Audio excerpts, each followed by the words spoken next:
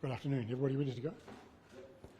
Okay. Look, I'll just say some very brief comments and then throw it open to questions for each of you. So, look, just acknowledging the announcement. I'm not sure it's a government announcement or a National Party announcement, but anyway, an announcement about the intention to make some pretty significant cuts to the public service. It's hard to know at this stage what impact that would have on Wellington, given the distribution of the public service, given the number of departments that are excluded, except to say that any announcement about big cuts to the public service naturally cause anxiety to a lot of people in Wellington. This is the home of the public service. What I would say is that part of the government's, or the rest of the government's announcement is about wanting to use technology, particularly AI, more. One of the other strengths of the Wellington economy is our tech sector, particularly our govt sector. So if the government is keen to partner with the city on delivering good technology for the future of the public service, this is the right city to do it with, and it'd be good to see if there's an opportunity to do that. Happy to answer your questions. You know how you say you don't actually know the effect on the city yet, but we know that 9,000 jobs are going, and Wellington does have a lot of public sector jobs. So, what effect do you think it will have on your city? Yeah, look, it's going to create some uncertainty for a period of time, I think, until we know what the detail is. As I said, there's a number of pretty significant ministries and departments that are excluded, and we know that there's a good chunk of the public service, roughly 45%, that sit outside of the Wellington region. So until we see some precise detail, it's hard to know, but you'd have to figure that there will be more job losses in Wellington. That won't just concern those working in the public service, but it'll concern businesses, particularly retail, hospitality, who depend on, at least in part, those folks being part of their foot traffic and buying from their businesses. So it will cause some uncertainty and cause people to be unsettled for a period of time until there is some certainty about what the future looks like. Have you spoken to the Finance Minister about these cuts and what they could mean to Wellington? No, well, I became aware of the previews of the speech this morning, and I haven't spoken to her since that time. We've spoken to local businesses along, like the lines you say, about the effect it could have on the CBD. They are expecting a mass exodus of people, so what do you say to them? Yeah, and they will be feeling it. It won't just be public servants, it'll be businesses too. I would just say, although this will be an anxious time for everybody, let's see what the detail is. I understand that the plan is to achieve a certain kind of level of the public service by 2029, so that's 3 odd years away. Let's see how they intend to manage that. But let's also focus on the other side. If this is a government that wants to embrace new technology and different technology, this is the city for that. We have a really strong tech sector, not just fintech, but govtech, technology that supports government. So this is a city that can help the government make a difference, and there'll be businesses here that will be able to help, and they'll be needing new people to help them do that as well. But beyond that anxiety and sort of uncertainty to start with, what do you think are potential risks to Wellington's local economy and the economic recovery? Yeah, any significant loss of workforce is going to have an impact. Right now, we don't know what the detail of that is. We don't know where the cuts are likely to have their greatest impact. You can predict reliably that there will be some impact on Wellington.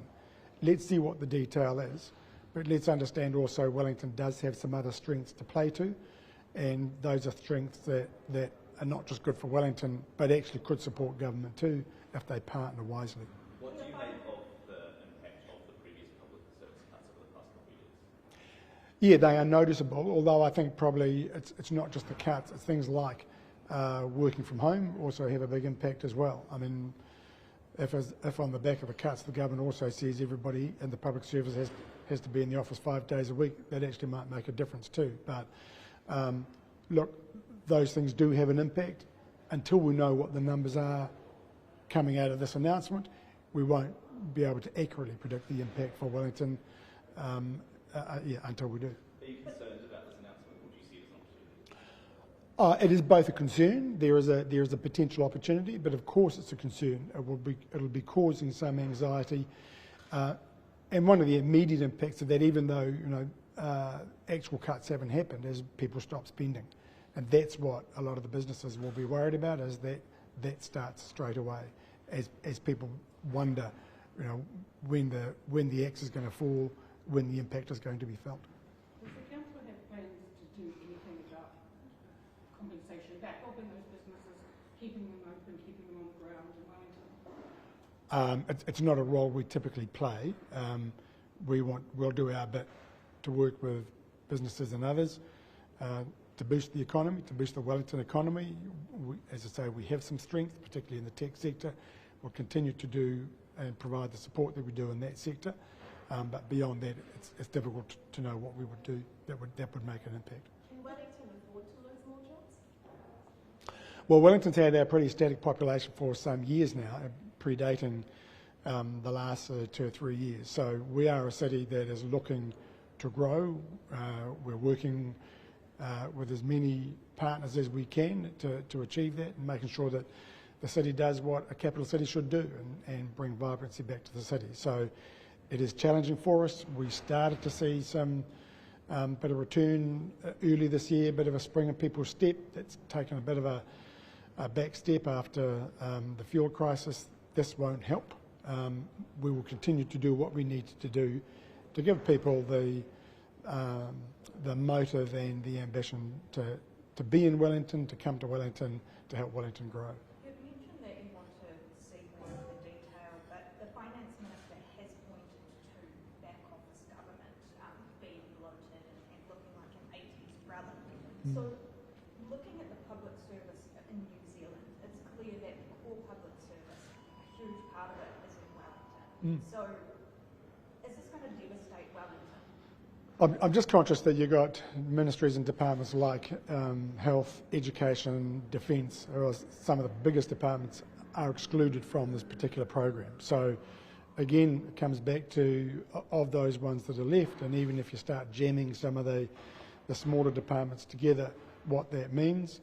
And I never quite know what it means when people talk about back office functions. Actually, the front line doesn't work unless they're supported by, you know, the non-front line roles. So I don't want to get into a commentary about that. When you make an announcement like this that the government has made, it will cause anxiety. It will be unsettling to many. We need to see the details. This is a city that's been through cutbacks in the public service before.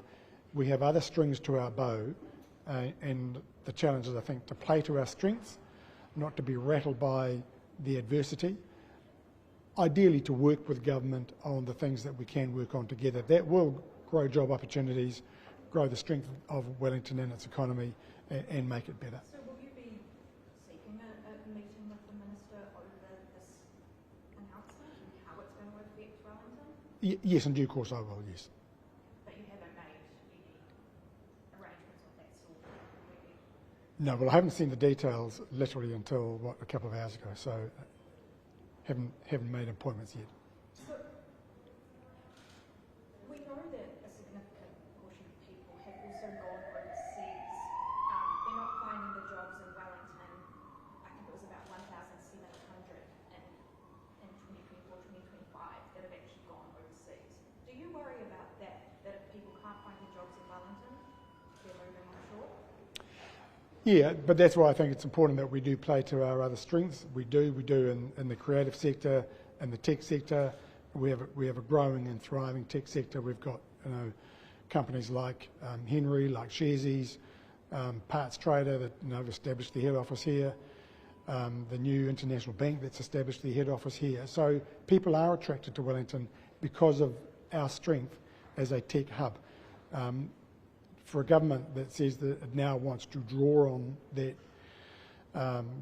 tech savvy and new technology to help drive government, this is the right city for that to be in, and there will be businesses in the city who would be keen to partner with government to do that, and that would help sort of grow that sector. So as well as the downside, there are opportunities. We now need to bring those together. We know that these types of announcements can affect business sentiment, and Wellington often falls back in business sentiment surveys at the moment. Like, is this crushing Wellington's morale? Look, the announcement will cause its own anxiety. It will be unsettling to some. Let's wait and see the detail. Let's understand that Wellington has a range of other strengths. and let's work our way through that. So our job is in the City Council and as a city leader is to work with all sectors, ensure that they are getting the support that they need, and whether it's to pitching to government, whether it's helping government with the things that it wants to do, making sure that those opportunities are there, and that's what we'll be working on. Is it unsettling to you, like are you personally concerned as the Mayor of Wellington with the impact this could have on the city? I find in this job that all sorts of things happen that can be unsettling, but I'm in the job and I've just got to deal with it. Do you agree with the sentiment from the government that the public service has got too big? Look, that's their view, that's a perception. I don't want to get into a commentary about the public service. Governments that want to get things done need the people to help to do it, and whether it's rewriting significant legislation like the Resource Management Act, whether it's dealing with the COVID, you tend to add people to do those big things. When the big things finish, you don't need those people. So that's the nature of government, the programs of work that it signs up to. This government's got its view about what it thinks is the problem, what needs to happen. I've got to deal with the consequences of that with the community that I represent. That will be unsettling, but I think there are opportunities here that we should be looking to as well, and making sure that the path ahead in the next 3 years is as smooth as possible. Surely you have a view that do you think that it's become bloated? Look, I'm a former cabinet minister from a government with a different colour, so look, you might predict I'm expected to have a view. In my role as Mayor of Wellington now, my role is to understand the kind of the threats and opportunities for the city. There is a threat here, but there's also an opportunity. I want to work with all stakeholders and partners to make sure that we minimise the worst of things and we maximise the best of things. Wellington needs people, essentially, doesn't it? It's Yeah. the population that's our biggest Yeah. problem at the moment. Are there plans to do anything about it, to entice people here, to offer them incentives to come to Wellington? It's about working with the businesses that we know are strong and are growing and are trying to attract people. All the businesses I talked about, they're all in the market for people. So it's working with them to make sure they've got the support they need, but also working with the factors that help those businesses get established, the things that we contribute to, the incubators, the ecosystem that goes with supporting those sectors and those businesses. That's the stuff that I'm keen to see the council continue to do and to work on, to strengthen our economic base in those other areas. And then where we have an opportunity to partner with government to do so as well, to achieve their objectives, which, if it is about embracing more technology, looking for the opportunity to do that. I've spoken to an economist who thinks that this could affect 3,700 jobs in Wellington alone. Like, what do you make of those kind of figures for the city? Yeah, there's a reason why they call economics the sort of gloomy discipline. Look, that's a desktop sort of prediction. I go back to, look, let's understand what the detail of implementation of what this government says they want to do, what that looks like. It will almost certainly involve reducing some numbers. We've seen that before. This is a city that's weathered that before. I'm confident we'll weather it again. And my role in the situations like this is to understand that, but also to play to our strengths, which we do have, and make sure that we are addressing kind of all those needs. Those whose jobs are under threat, those who provide an opportunity for growing new jobs, and make sure that everybody is supported. Why did Ray Chung resign?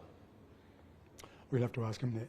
What can you tell us about it, the situation of resigning? Well, Ray Chung has resigned. He resigned yesterday, and he's now been replaced in his role as chair. Was it to do with the search for Philip Sutton? Look, he's resigned. That's the matter as far as I'm concerned, and we're now moving on with a new chair of the committee that he previously chaired. 3 weeks ago when we spoke, you said that you were sort of assessing options after having a complaint from police about his conduct. Yep. What update can you give on that situation? Well, the update is that Ray Chung has now resigned as chair, and well, no, I'm saying that he has resigned as chair. I'm not dealing with issues to do with Ray Chung now. I'm now working with the new chair as she picks up that role. Are you assessing any further actions, like a code of conduct complaint or No. something like that? No. Was it a code of conduct complaint? well, you saw 3 weeks ago what the issues were, and those issues have been disposed of, and we're now working with a new chair of the committee that he previously chaired. We've been told that you planned to sack him from that chair role, and then he resigned. Is that true? I can't make any comment about that. We understand you sort of lawyered up and you've got lawyers involved. Did the council get lawyers involved? Look, I'm not going to make any comment on that. Do you think he should continue as a councillor? Well, that's a matter for the voters of Wellington. He's been voted by the people in his ward to be their councillor. He continues to be their councillor. The public, when you've actually told them what the allegations were about his conduct on that day, what can you tell us about what actually happened? I can't tell you anything. What were you told them, please? Well, I can't tell you anything, and from my point of view, the matter is now dealt with. Ray does not have a position of responsibility. I'm now working with a person who has that responsibility. Why can't you tell us about that? Because I can't. Has there been some sort of agreement been signed between Ray and the Mayor's office? There's been no agreement signed, no. All right, thank you.